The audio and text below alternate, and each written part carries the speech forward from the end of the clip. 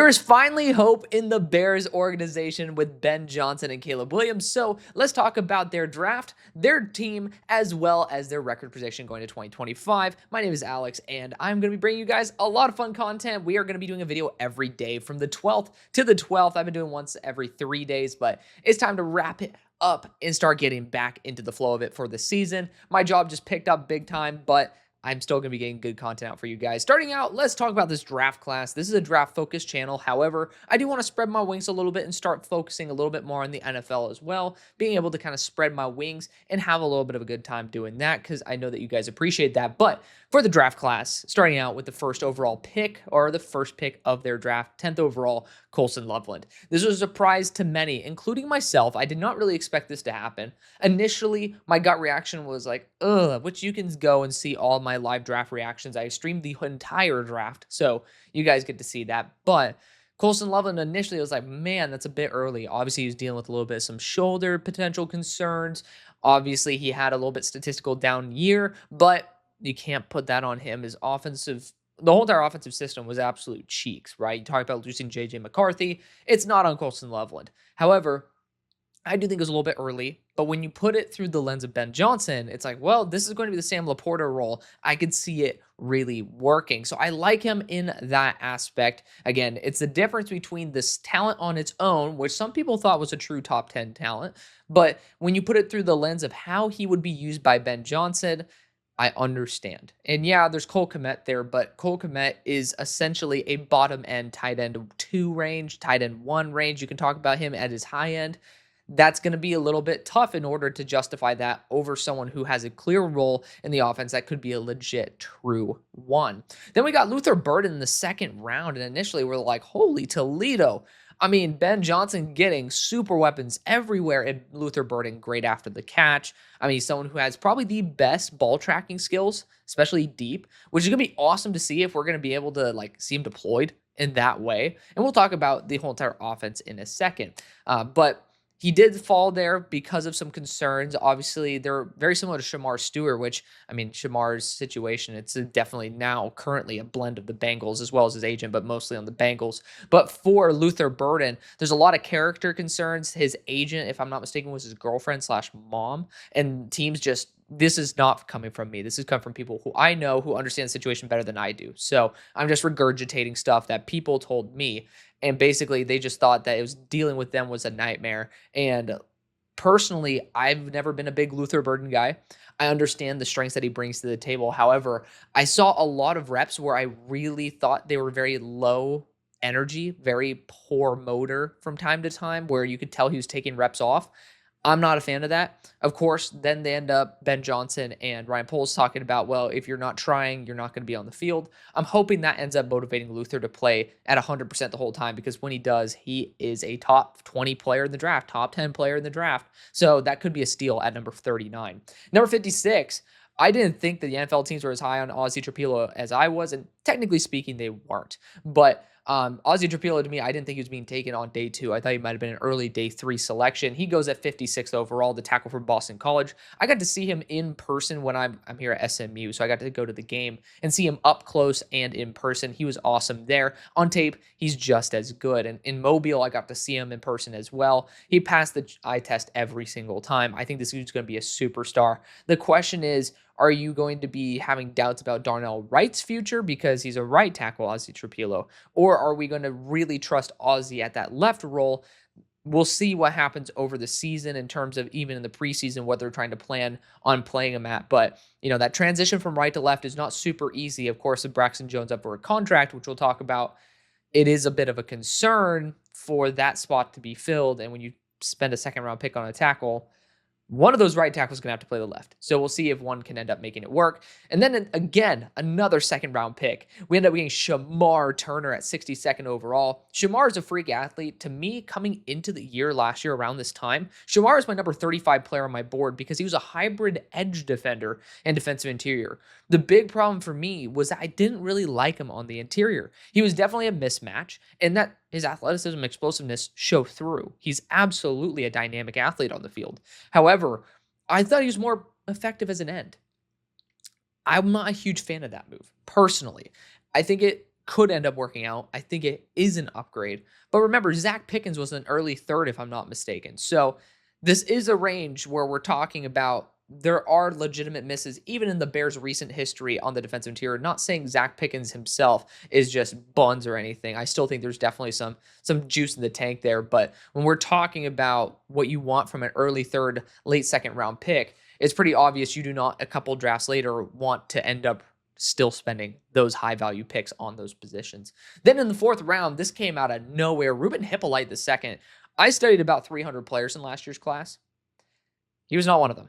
So it was the first player where I was like, really? Like, I do not know enough about this guy. I love Maryland's defenders. I know that Ruben apparently is a very, very good athlete, and I'm hoping that he grows and develops and it proves me wrong. However, no one I know thought of Ruben at this level. So that really surprised me. However, they go and have 3 really rocker first picks because I think all 3 of those guys should be taking starting reps within a year, about a year. So I'm talking about Ozzy DePiero probably next year, Luther Burden hopefully this year, Colson Loveland this year, and then Shamar Turner we'll see. And then Ruben Hippolyte, it's like, I don't see the vision personally, but let's continue on. Again, you had 3 really solid picks to start out, and then 2 where I got a little uncomfortable. And then you bounce back in the 5th round. You got Zaw Frazier. Zaw Frazier was someone who's about a top 100 pick for me. I was a huge fan of the fact that he has small hands, but the dude is just really, really smart. He has a very high IQ, which is surprising because people tried to tout him for his straight line speed. I more so tout him for the fact that he's actually really good processing in space. So Zach Frazier, absolutely somebody who I could see even potentially transferring into that safety role because there's still some wiggle room for the future in that room. But in the 6th round, you go after offensive lineman Luke Newman from Michigan State. I wasn't in the draft mindset about him, but if you ended up switching Luke Newman and Kyle Monangai, I would be perfectly fine with it. It's a later round pick. You're going to want to take guys who you believe kind of fits the vision for your team. I understand that. Kyle Monangai, even though he's kind of looked a little bit chunkier, a little bit slower in some of these drills, I'm hoping in preseason we'd see him bounce back to prime form the way he was at Rutgers. Not the most athletic guy on planet Earth by any way, shape, or imagination, but I still think he's one of the best. He's literally Ashton Jeanty with less athleticism. Again, you're talking about a much worse version. Of course, Ashton Jeanty, he would not be remotely as touted as a great player if he was not the athlete that he was. But for a 7th round pick, I still think Kyle Monangai would have been, he's a top 10 running back for me going into the draft. I'm hoping the athleticism isn't as bad as what it appeared to be. But overall, a really solid draft class. Again, a couple of them that just got me, like Turner, Hippolyte, and Newman were the ones where I had to take my foot off the gas pedal a little bit. But let's get right into this, talking about the offense. This is not in terms of priority. It's just the way I roll because somebody didn't bring this up. I go from skill position to line, and then for the defense, line to skilled position. Please do not get your feathers ruffled over it. Someone just was like, why are you talking about the line last? That's just the way I do things. It's just the flow I've done for the past couple of years. It's the way I'm going to continue handling this. So let's talk about the offense here. Quarterback Caleb Williams. He's the future. People want to try to kind of knock him down. Do whatever you want, man. I'm just personally, I think he's a really good player. Shout out to Tyson Bagent, quarterback number 2 on the team. Of course, Case Keenum, honestly, not a bad mentor to have. We look at that running back room, starting out with DeAndre Swift. It's funny because the last time DeAndre Swift pretty much got his ass kicked from a job, it was Ben Johnson. I thought if Ashton Jeanty were in striking range, I thought that Ben Johnson would have been the one to be able to take that. And, based on the fact that Colson Loveland was taken in the 10th overall pick, I don't think it's too wild for me to have had that assumption where it might have been Amari and Hampton, which I think Amari and Hampton for the Chargers is going to be an unbelievable steal. You guys know me, I was a sucker for Amari and Hampton. So I still kind of think that's the better move. Just going to leave it there. And I also mislabeled Loveland. He should be green to be a rookie, but, for the time being, no one really cares about how colored certain things are if it's just going to be in that regard. The thing I care about the most personally, and I know you guys too, is going to be that yellow for the contract year, which we'll talk about because it ends up showing in terms of the long-term vision. But backup running backs, you got Roshan Johnson. We'll see about him as that power goal line back. The hope is that Kyle Monangai would end up being the guy to be the leader in that realm. Now, we look at the wide receiver room. Romo Dunze, DJ Moore, potentially Luther Burden, Olamide Zaccheaus is listed as the starting slot. I think we kind of all know the writing's on the wall. Zaccheaus was a placeholder in case they probably couldn't fill it properly. But I mean, you look at that starting receiving trio, if you're going to count Luther Burden, and you're having one of the most dynamic young cores in the NFL. And I really like how that's going to be. Romo Dunze obviously going to be, kind of the face of that. And then Luther Burden, if you can get the ball to him short as well as him as a vertical threat, I really do think this offense can continue to expand its roles and its functions, which is exciting underneath such a brilliant play caller like Ben Johnson. You look at the offensive line, tight end first, Colson Loveland and Cole Kmet. Really solid young duo. Again, I should have labeled Colson Loveland green.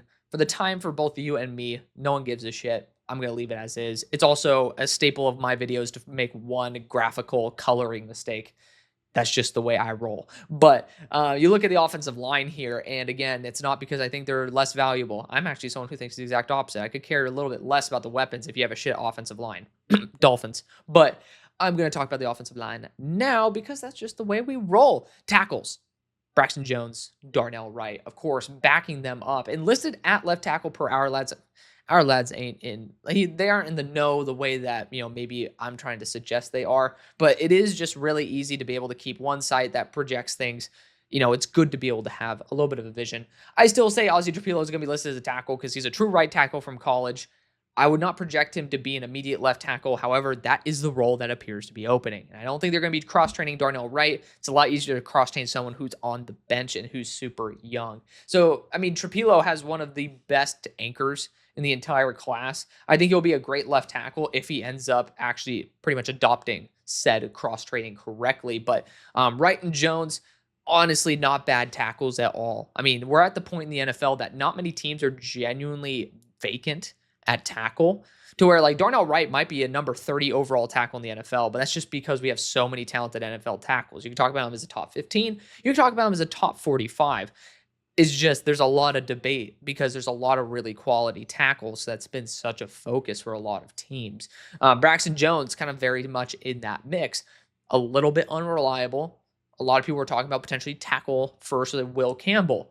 Obviously, that's not possible when he went number 4. But Braxton Jones, I think he's going to hold it up. I think if Trapilo can actually make that transition, he's going to be a baller tackle. He was actually my pure tackle one in the class. You look at the interior of the offensive line, completely reworked. Jonah Jackson, Joe Thuney, Drew Dahlman. I mean, maybe you could talk about Jonah Jackson not being the player that he once was, but it's still an upgrade over what you had. And that is so key. Maybe you paid a little bit too much.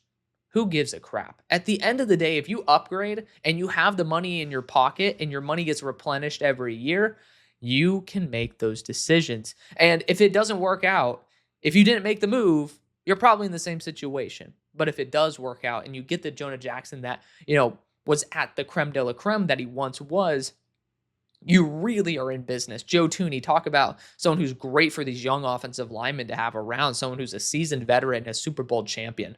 Drew Dahlman, probably the best center in the entire free agency class. And, that's worth bringing on. You can talk about the pricing all you want. It is what it is. But, I mean, again, you talk about some other players that they have in those midst. We talked about Trapilo in depth, but also Karan Amagaji, 3rd-round pick from last year.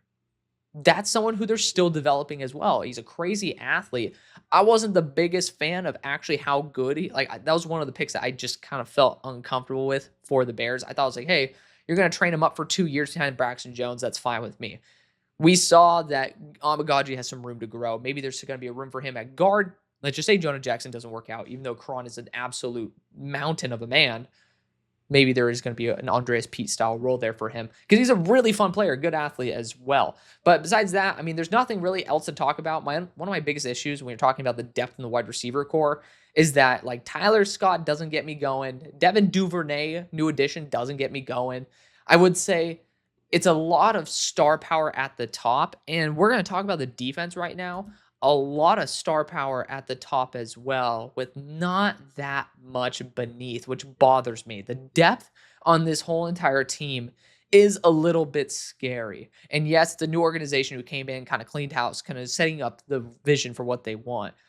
But I do feel like this team is very boom or bust, and you got to make sure that your team stays healthy, or else there's just some major holes that open up that I just don't think is very good if you want to have a lot of success. But let's talk about it nonetheless. Starting out with that defensive line. Again, we're going defensive line to skill position, the exact opposite, inverse of what we did for the offense. But Montez Sweat, Deo Odingbo, brand new addition. Really solid edge core. Yes, Deo might be overpaid, but when we talk about it at the end of his contract, he's going to be paid perfectly fine, if not cheap. That's just the way things are. You feel uncomfortable in the moment, you feel happy at the end. That's just the way things work out with these contracts. It's been the case. You kind of can see, even when you looked at Devontae Smith, I think got like a 25 mil a year extension. It was when wide receiver ones were starting to get paid around that range. And you're just like, whoa, this is really early. All of a sudden, it's one of the best contracts in the NFL at the wide receiver position. Of course, Nico Collins is the perfect example of that. Like, it's fine. Okay. It wasn't an extreme overpaid. Adeo has not proven to be a pure edge too. Very similar to what we talked about Jonah Jackson a moment ago. You're not really having a drop off if it doesn't work out. That's all I'll say. So I think that it's very smart to continue developing in that edge core. And I mean, you look behind him, you got Austin Booker, who's a 4th round pick from before. I still have my reservations, but I think he's a really good edge 4. Problem is, he's the edge 3. You got Daniel Hardy listed right behind him. Of course, Dominique Robinson as well. Like, that's an area where I feel very uncomfortable. And arguably, Austin Booker is the best depth you have outside of some of the rookies. That is a little bit scary to me, but we'll talk about the depth in a second. You look at the defensive interior, Gervin Dexter, and of course, Grady Jarrett. Or you can talk about, the shell of Grady Jarrett. He is not prime Grady Jarrett. He didn't get paid like prime Grady Jarrett.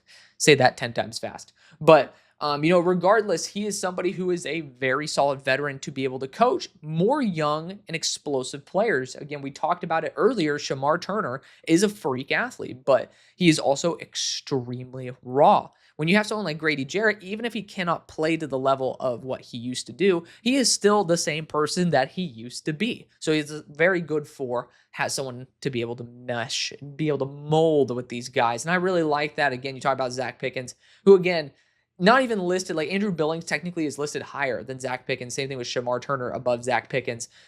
I still want to hold out some hope. I wasn't a big Zach Pickens guy. I still thought it was a reach, but I mean, I still saw some flashes there. He's a fun pass rushing type. So I'm really hoping to see some more from Zach Pickens as time goes on. The question is, will he even be on the team? It sucks, but again, that's a high investment to be able to give up on this early. I'm not willing to do that just yet. But probably the best depth is on that defensive interior. We go to the linebacking core. You got essentially your Roquan replacements when you got TJ Edwards and Tremaine Edmonds for pretty much the exact same price as Roquan. Of course, you got an extra 2nd round pick out of it, which, kind of made you feel comfortable trading for Chase Claypool. Just because that's the only mention I'll put there. But just going to put it out there. Regardless, you got behind him, you got Ruben Hippolyte. As then Noah Sewell, Carl Jones, Amen Ogbon. Oh man, I used to be able to say this name. On Ogbong Bamiga. I have to say the E part because otherwise someone's going to clip it and then, slightly cut off the beginning of the M part and really set me up for some failure on Twitter. Y'all, I know some of y'all savages out there. You guys are lurking in the shadows to be able to set me up and try to make it look like I'm an absolute buffoon. But regardless, that depth, really scary to me. You look at the corner core. Actually, we'll go to the safeties first. You got Jaquan Brisker and Kevin Byard, both on contract years. Very scary. Just something I don't like because right now, you look what's behind them. It's Elijah Hicks and Jonathan Owens. I hate to say it. Those are not starting safeties in the NFL, in my opinion. I'm hoping I'm wrong, but I just don't think I am. Which is why I was talking about Zaw Frazier with the way that he's able to process the field, maybe being a good understudy to Kevin Byard if he's not able to get some reps at corner. But speaking of those corners, you got Tyreek Stevenson, Jalen Johnson, Kyler Gordon starting out. Behind him, Josh Blackwell, Zaw Frazier. Love Zaw Frazier. Great pickup. Terrell Smith. I'm just saying, it is scary. It is scary for sure. But when you're talking about if all these guys stay healthy, this is a very good group. We're talking about a solid edge core, not a great edge core, a solid edge core. A young, explosive, high potential with some good veteranship in there, so a solid enough floor on the defensive interior as well. So defensive line-wise, I really like what they're at. You look at the defensive backs, minus the depth, you have a really solid corner duo. Kyler Gordon's no slouch at the nickel. And then you end up having the defensive backs, one who has veteranship, another one who's honestly just really solid, in my opinion, and Brisker. I'm a Penn State guy. That's just me.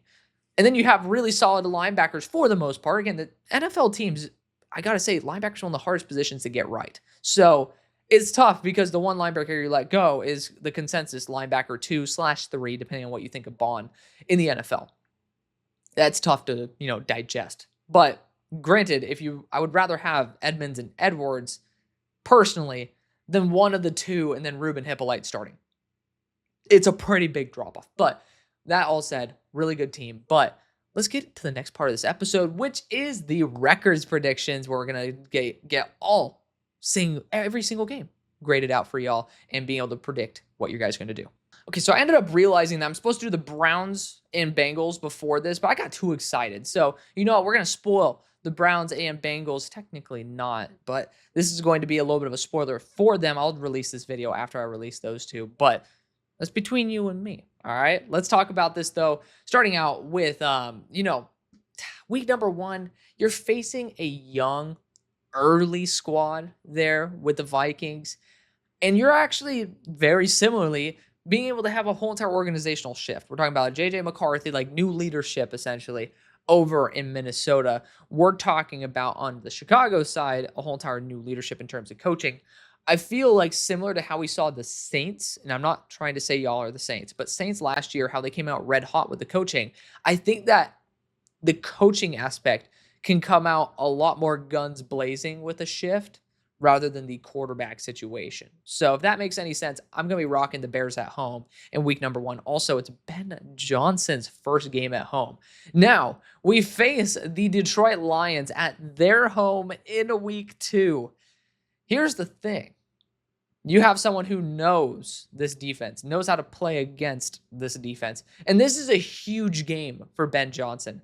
I think on paper, both these teams are going to be able to go at each other. But I think there is far more on this game for Ben Johnson than there is for the Detroit Lions. Because the Detroit Lions, you can always give the excuse, okay, you got some young guys who are not polished coaches. Ben Johnson ended up declining head coaching roles to be able to make one more push with the Lions. I mean, this guy has been head coach quality for over an offseason for sure. And I think he's able to scheme up what could end up taking advantage the most out of these Detroit Lions. So I think because so much is riding on this game, I'm going to be giving this game to the Bears. Now, the Dallas Cowboys come to town. And I am going to say, with some health concerns going down the line, they're because of the depth and people get injured, I do think that the Bears are going to be the most potent at the start of the season rather than the end.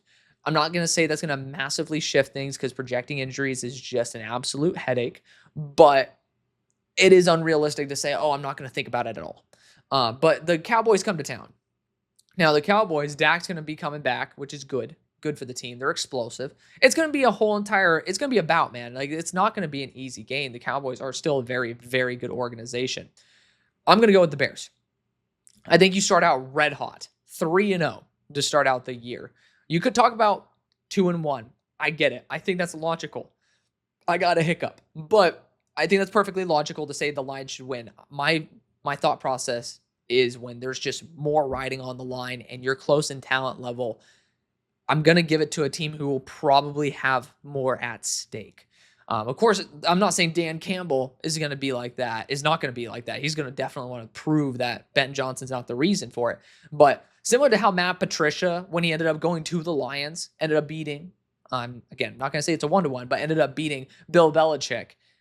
I will say when there's a new head coach, it matters a lot more. That's just my honest opinion. Week number 4, you go to the Las Vegas Raiders, and I'm going to be honest, the Raiders are gritty. They are tough, and they're one of the most underrated teams in the NFL. You talk about an amazing run game now. I mean, you have Brock Bowers as a super weapon, and then you combine that with Ashton Genty on the ground, and then their draft philosophy was, we're going to get athletic, powerful run blockers.